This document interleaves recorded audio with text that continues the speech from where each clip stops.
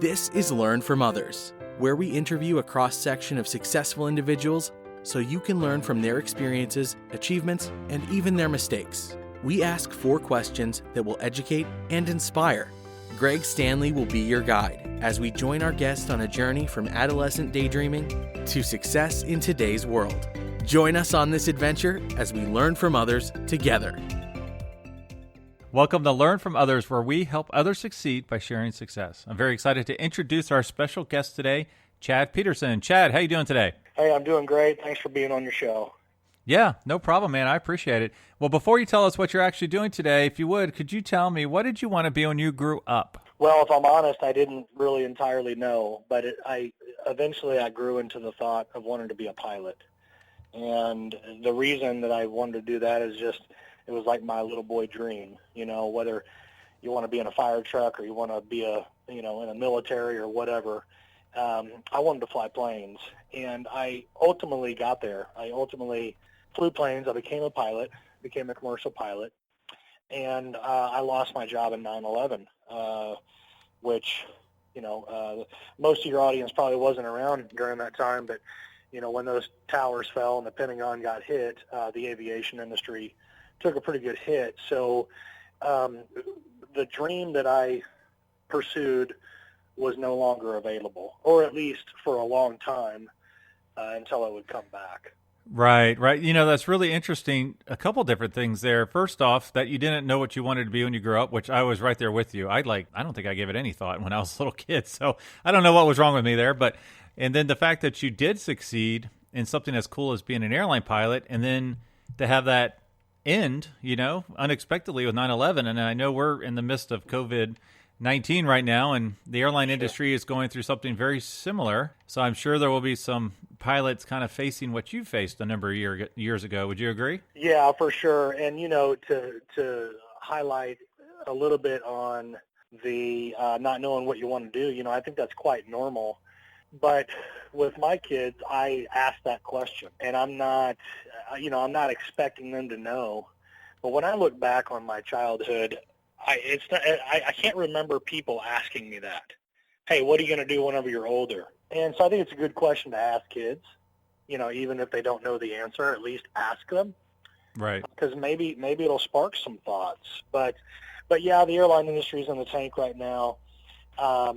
But yeah, that's most of my journey of where I went. But after that, I became self-employed. I was actually self-employed when I was in high school. Okay. I mowed grass. I picked weeds. I would take out trash. I would walk dogs. I would do whatever I could to make a buck. And that was important to kind of build who I am, because I don't have the ability to sit still and not, think about going and making $1. So right. I've always worked hard like that, and it's really served me well. And one thing that I think your audience has to a huge advantage is that they have the power of the internet and the power of instant gurus, people that are far more educated on how to succeed in life than their teachers in those 4 boring walls. Anymore, if you want to learn from the greatest, all you have to do is get on your cell phone or, your iPad or whatever it is. You can learn real life skills, real life business. Whereas, me and you, it was like trial by fire. There wasn't, right. You could go to a library and try to pick up a book, but you didn't really know how to use what was in that book. So now with all the gurus out there, there's so much information that you can absorb. In fact, I would say you can listen to 5 different people and get 10 different opinions on how to become successful in life and what path to take in life. You can listen to people out there and take their advice. You can also get confused by their advice. I think your audience might be at that place where they have so much information to absorb from people that are out there. It's called learning from others. That's what right. it is, right? Right. It's the new education of mimicking. Right. And right. so if somebody, it's monkey see, monkey do. If this guy has done it, if I can just learn what he did, I can do it too. Well, the school classrooms aren't set up that way. Right. And right. so now if you can use the monkey see, monkey do philosophy and do what those that are successful do, your world's ahead. But the trip of it is, don't get tripped up in getting confused along the way, between getting oscillating advice between all the pros out there. Yeah, that's really good advice. And you're right. There's more resources now that we've ever had in the history of the world for the most part. And it's right there at your fingertips. So that's really, really great advice. I actually experienced that the other day. I said, boy, I wish I could learn how to do X. I think I was working with Excel spreadsheets. I'm like, well, why am I not looking this up for myself? I mean, it's everything from welding to Excel spreadsheets to, I mean, obviously you don't want to do brain surgery, but a lot of the basic skills. It's probably out there, though. It probably is. Right? Well, so now tell us, you didn't know what you wanted to be when you grew up, but then you ended up wanting to become an airline pilot, and you succeeded at that. Well, what do you do today? Well, what I do now is I sell businesses, which means, for your audience, they might not understand what that means, but let's just say you went out there and you built a business and it's making X amount of dollars.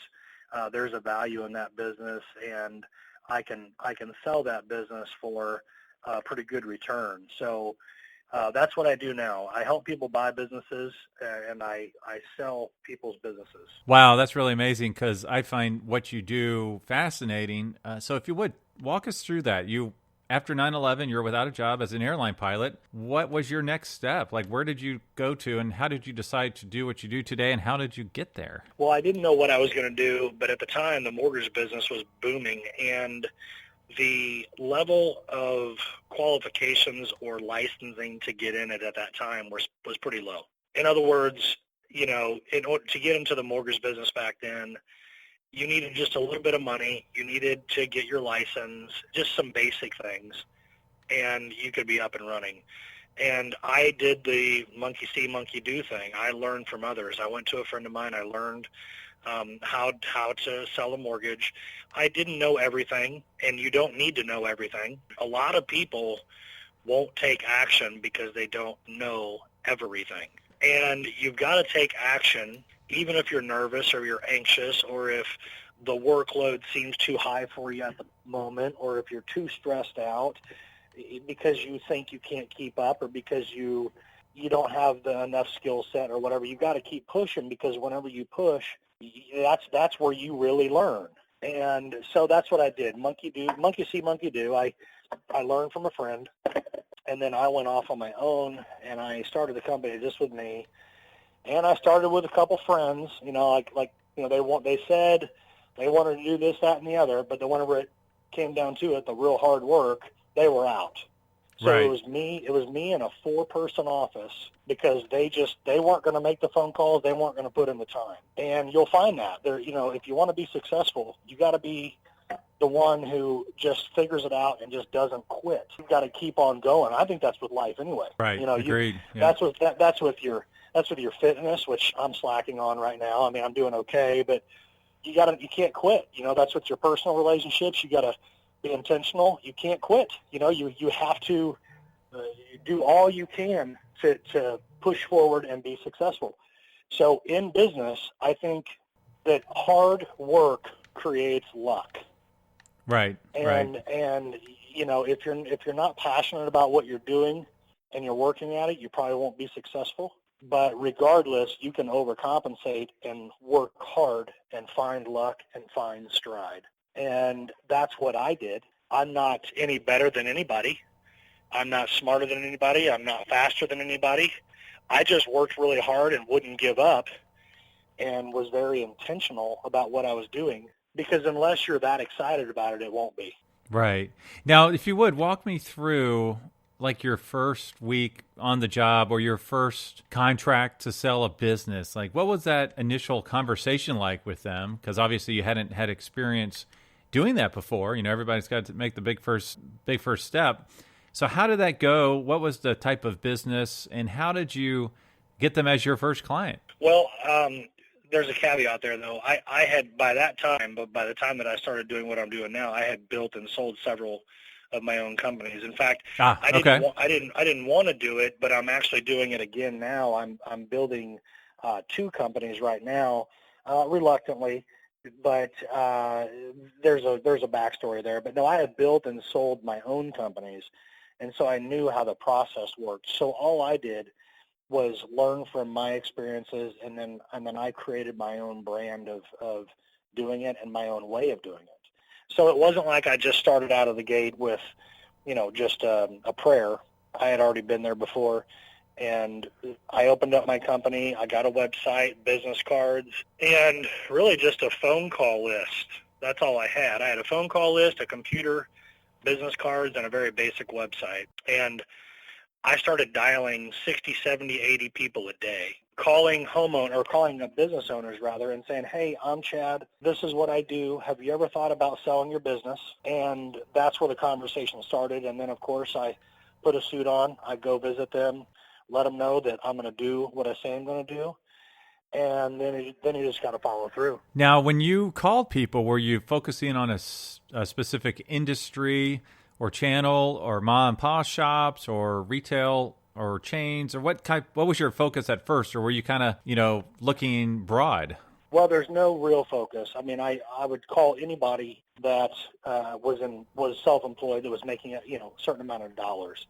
So if you're making a couple $100,000 a year, regardless of what industry it is, I would call you. Gotcha. Okay. Yeah. Oh, wow. Okay. So now how did you realize who those folks were? Was it the public records that you were able to access and check them out, like to see how successful they were? There's certain places you can contact to get those lists that are accurate, and it gives you company data, gives you their names, addresses, phone number, how many employees, how much revenue they're doing, that kind of thing. So I just ordered one of those lists, and I started making calls. Wow. Well, that's really, really, really cool. Now, walk us through this because it just seems complex. But from a student's perspective, what do you mean you buy and sell companies? So when you look at it, I assume that you're kind of quantifying their net assets and the liabilities. Is that correct, to find out what a price would be for that type of business? No, actually not. Let's put it in school terms.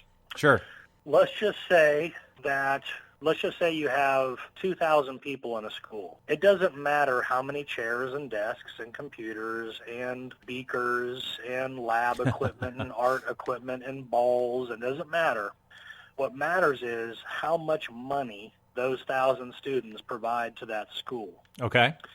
So schools are full of kids, and they're monetized by way of tax dollars unless it's a private school. So let's just say I were to sell a private school, which I very well could. We would look at the revenue that the students bring in, and then minus the cost to run the entire operation, and whatever that number is left over would be the value of the company on a multiple. So let's just say it was making $200,000 a year. Just as an easy number, I could sell it for $600,000. Okay. So multiple of 3 or thereabouts to figure out the thereabouts. Yeah. Okay. Wow. Okay. Well, that's really cool. So you're basically open to any business then, it sounds like. Yes. Okay. Wow. Okay. Really, really cool. As a reminder, you can check out all previous episodes at learnfromothers.org. And if you're an educator or student, you can search for podcasts by career cluster. So we learned what you wanted to be when you grew up, which eventually became a pilot, and what you do today, which you buy and sell businesses. So looking back on your career, which has been a really interesting one because you had to make a big pivot, due to forces out of your control, what would you do differently? Well, truthfully, for me, what I would do differently is, if I could, I would pause and give a whole lot of thought to what I was going to do prior to doing it. And then I would leave the thought away. Then I would just quit. I would quit thinking about it. In other words, really give a lot of thought to what you want to do, and then pull the trigger on something that you believe you can stick with. And like I said, if I could. But the thing is that I got hit by the airline industry fallout. Right. And whenever I owned the mortgage company, I got hit with that fallout in 2008. I mean, the mortgage business fell in 2008. I mean, so in less than 8 years, I had 2 huge fallouts. I wish that I could have picked something that I could have done long term that wasn't going to be killed by industries falling apart or economies dictating it to such a degree. The airline industry is very volatile, and the mortgage business is very volatile. So that's what I would have done differently. I would have just picked something that I thought I could do for the next 40, 50 years and stay with it. It's interesting, when I was a kid and I was mowing grass, let's just say I'm making $35 an hour whenever I'm mowing grass. Right. Well, who wants to make that kind of money? I mean, you want to make millions of dollars, but the truth of it is that if I just stayed with doing that, since I was 15 years old. I'm 41 now. I'd probably have 2,000 yards to mow by now. Right.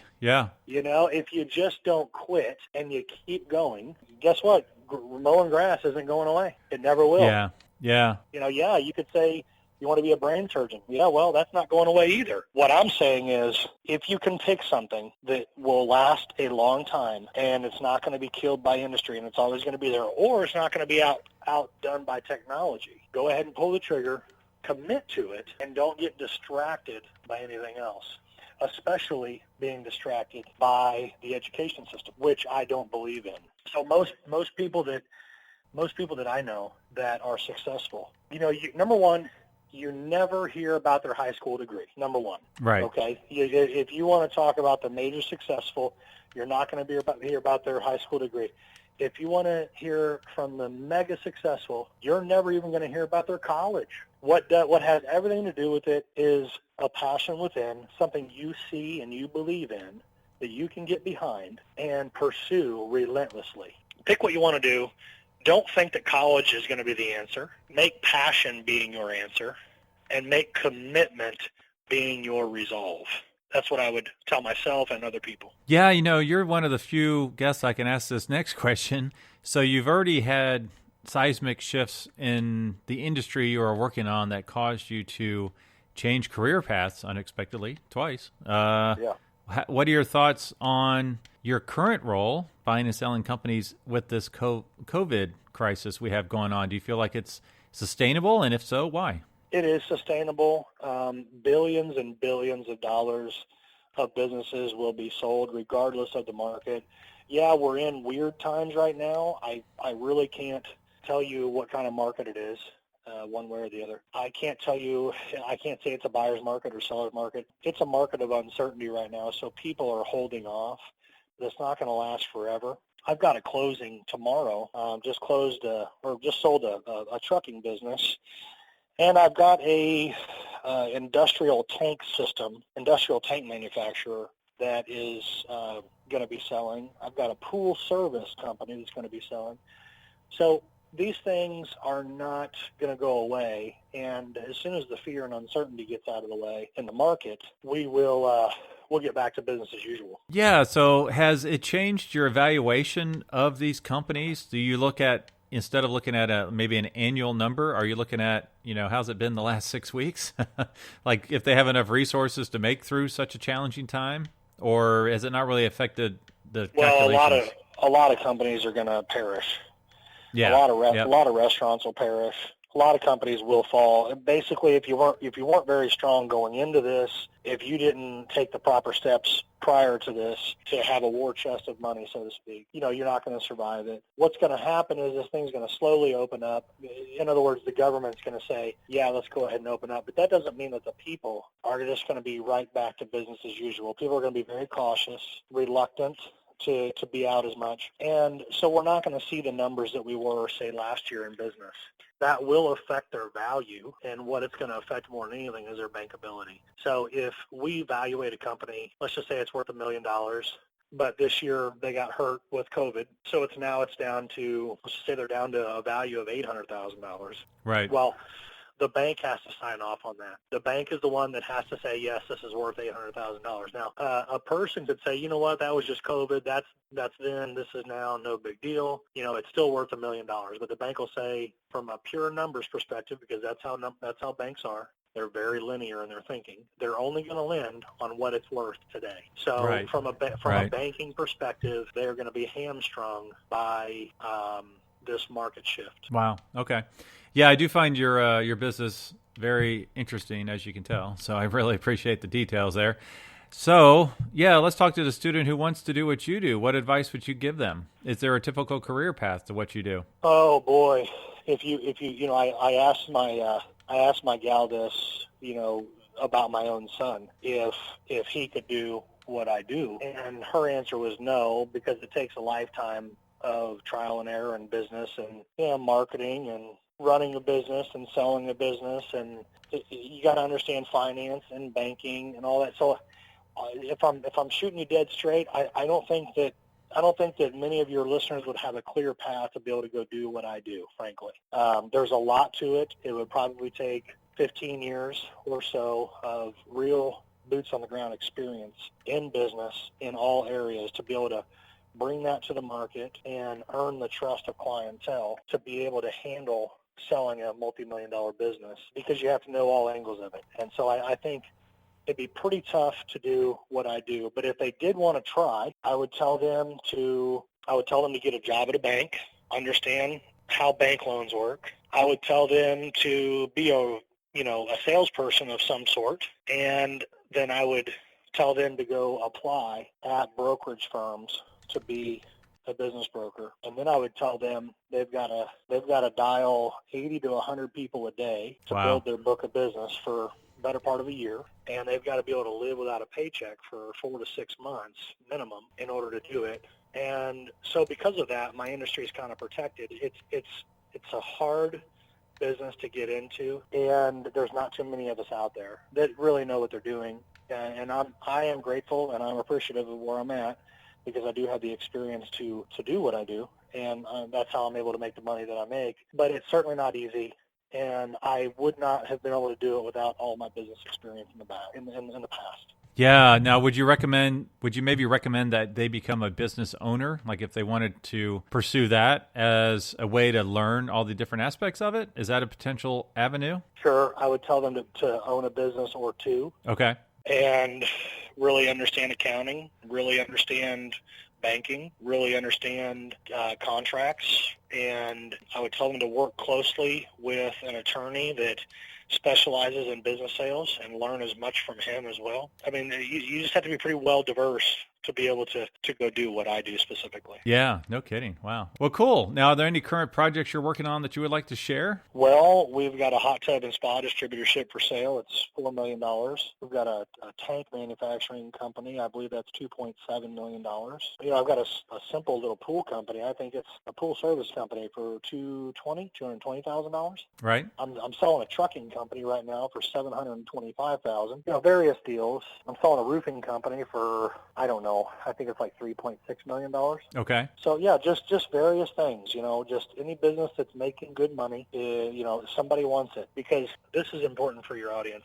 If they are thinking about the corporate path, that has been done before, and to my knowledge, it hasn't served people very well. It's not serving for somebody to go down the corporate path, and eventually people look for a way out of it. And how they do that is they build up enough 401k or stock or whatever it is of that company, and whenever they're tired of corporate America, the grind, being anchored to their desk, not having freedom, things like that, they look to somebody like me and they say, hey, I saw that business for sale, how do I do it? And as long as they have 10% of the purchase price, then they can buy it if they have good credit. So that's how people that take the corporate route end up getting into self-employment.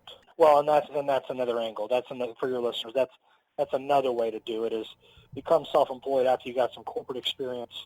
You've stacked up some money. You've gotten some stock. You've contributed to 401k. They've matched it, and Right. and now you cash out. And instead of starting a business, which is pretty laborious and stressful, now you get to buy one that's already running. Now, what is one or two of the misconceptions you find your buyers might have? As far, do you ever get them? This is a whole lot more work than I thought it would be. Is there anything in particular that you feel like our folks should be wary of when they buy their first business? Well, I mean, buyers are pretty leery already because they're spending a lot of money. But I would tell the buyer, you have to trust the broker you're working with. That's really everything. It's no different than anything else. Same with me. If you've got X amount of dollars and you're looking for a business, once I get to know you, I'm going to know whether or not you're a good fit for that business and whether or not the business is viable. I'm not going to let you buy something that's not what it's said to be. And really it does come down to just that, just integrity with the broker. No, that's great advice. Well, now what's the best way for our listeners to learn more about you and your business? Go to petersonacquisitions.com, and that's petersonacquisitions.com, petersonacquisitions.com. And if they want to, go to Get the Book, and I can send them a free download of the book. Awesome. Well, cool. Well, thank you for taking us on your career journey today, Chad. Okay, thank you for having me. Thank you for listening to Learn from Others, where we help others succeed by sharing success. Where will our next adventure take us? Subscribe to find out. If you know of someone who has a cool career story or occupation, contact Greg through Instagram at Greg Stanley LFO. That's GregStanley LFO. And we will see you soon as we learn from others together.